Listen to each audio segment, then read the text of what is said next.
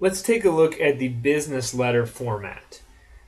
Now, you won't see this as much as you used to because of email.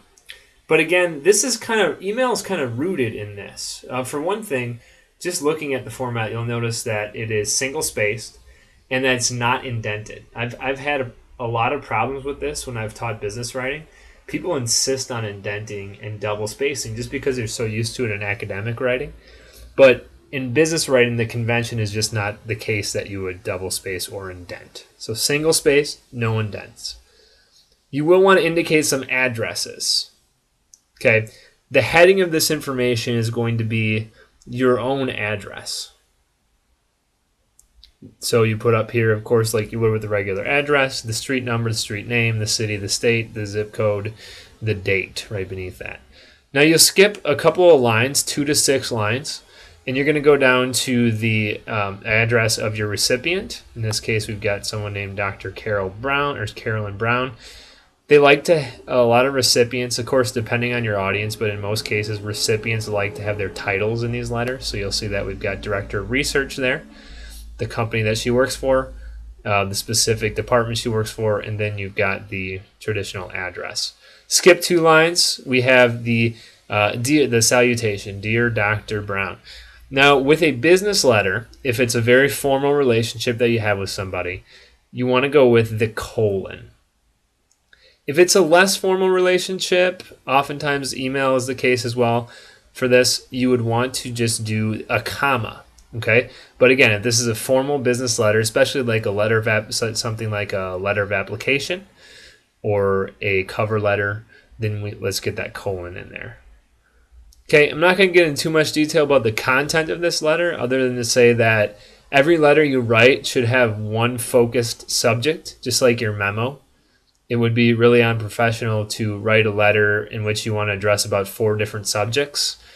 That's not going to be the best approach to writing a letter. They need to know exactly what this subject is about and how to stay focused on that.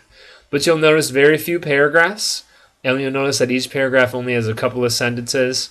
Now, oftentimes, the amount of sentences you see is not a direct indication that the writing is concise, but usually they go hand in hand. I probably haven't emphasized concise writing as much as I should. The problem with writing that's not concise is that it does the exact opposite of what people thinks it does. People think that writing that's not concise impresses your reader, makes them think that you're a deep thinker, makes them think that you have a lot of education, and that's just not really the right way to approach it. There's a great quote that says, imagination makes the awesomely complex simple. And you want it, the more complex your topic or your subject, the simpler you want your writing to be, so that your reader can glean that information in a very short time. Again, everything that you do as a business writer is for the sake of your reader. You want to make it easy for them to understand. You want to make it welcoming for them with lots of white space. You'll notice here in this letter that there's tons of white space. You want to approach it from their perspective. You'll want to talk about benefits. You want to phrase things positively. Those are all present in your business letter. So after your paragraphs, you have your salutation, your sign off.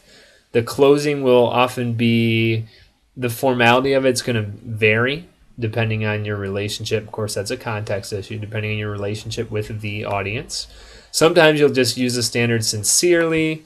Other times you might use, something like stay in touch, comma, or again, there's an infinite number that you would use, but as you're trying to make that decision, you should always go back to who is my audience and what's my relationship with that audience. Then you sign that information, and you sign that letter, and then you would indicate your name with a printout right beneath it.